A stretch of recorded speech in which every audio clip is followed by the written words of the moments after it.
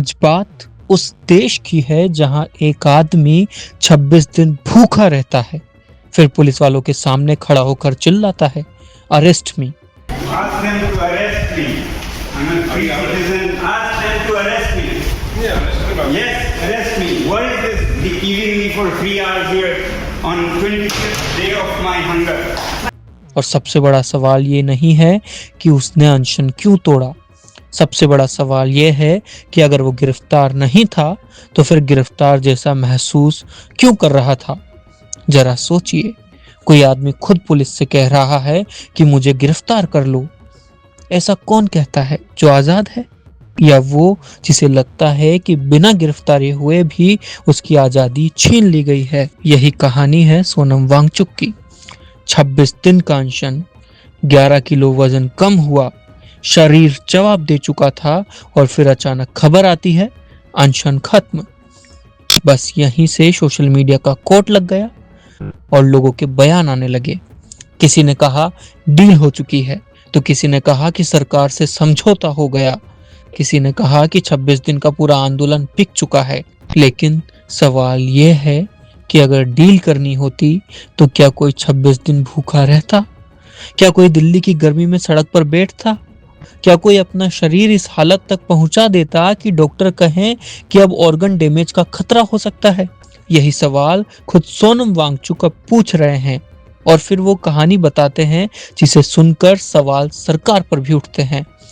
वो कहते हैं कि 18 तारीख को उन्हें अस्पताल ले जाया गया, लेकिन अस्पताल कम, वो जगह छावनी ज्यादा थी। कमरे से बाहर नहीं जा सकते थे, मोबाइल नहीं चला सकते थे, लैपटॉप का यूज नहीं कर सकते थे, दोस्त उनसे मिल नहीं सकते थे, समर्थक उनसे मिलने नहीं आ सकते थे। यहाँ तक कि लद्दाख से उनसे लोग मिलने आए और उन्हें वापस भेज दिया गया। अब सरकार की भी बात सुन लीजिए। अदालत में कहा गया वो हिरासत में नहीं है। अब यहीं पर पूरी कहानी उलझ जाती है। अगर हिरासत में नहीं थे तो कमरे से बाहर क्यों नहीं जा सकते थे? अगर आजाद थे तो मोबाइल क्यों नहीं दिया गया? और अगर स्वतंत्र नागरिक थे तो मिलने वालों पर रोक क्यों थी? और अगर ये सब सुरक्षा थी तो सुरक्षा और नजरबंदी की सीमा तय कौन करेगा? मामला यहीं खत्म नहीं होता।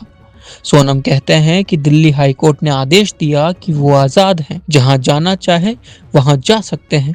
लेकिन उनके मुताबिक हाई कोर्ट का आदेश आने के बाद भी उन्हें 3 घंटे तक अस्पताल से निकलने नहीं दिया गया और तभी वो पुलिस वालों से कहते हैं अरेस्ट मी। यानी एक तरफ कोर्ट कह रहा है आप आजाद हैं और दूसरी तरफ वो इंसान खुद बोल रहा है कि मुझे गिरफ्तार कर लो। अब आपको तय करना है कि सच किसके ज्यादा करीब है। लेकिन उसके बाद भी कहानी में एक और मोड़ आता है। केंद्रीय मंत्री जेपी नड्डा और जितेंद्र सिंह उनसे मिलने पहुंचते हैं, अनशन खत्म करने की बात कहते हैं, लेकिन सोनम जी कहते हैं कि मैं अनशन ऐसे ही खत्म नहीं करूंगा। उन्होंने कुछ शर्तें रखी कि छात्रों पर कोई कार्रवाई नहीं होगी, संसद में चर्चा होगी और जवाबदेही तय होगी। और उनका दावा है कि जब तक इन बातों पर भरोसा नहीं मिला उन्होंने अनशन नहीं तोड़ा। यानी जिस चीज को सोशल मीडिया ने डील कहा वो उसे शर्त कह रहे हैं।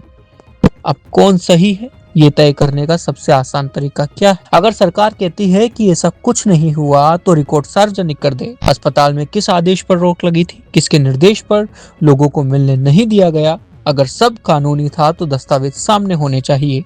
और अगर कहीं गलती हुई है तो उसे मानने में भी लोकतंत्र छोटा नहीं होता, क्योंकि लोकतंत्र की सबसे बड़ी पहचान ये नहीं कि सरकार कभी गलती नहीं करती। लोकतंत्र की पहचान ये है कि सरकार सवालों से भागती नहीं। फैसला आपका है कि क्या ये सिर्फ राजनीति थी या फिर पूरे मामले में ऐसे सवाल हैं जिनका जवाब अभी भी देश को मिलना बाकी है। अपना पॉडकास्ट शुरू करना चाहते हैं और चाहते हैं कि पहले दिन से उसे लाखों लोग देखें, तो अब ये पॉसिबल है जयपुर में।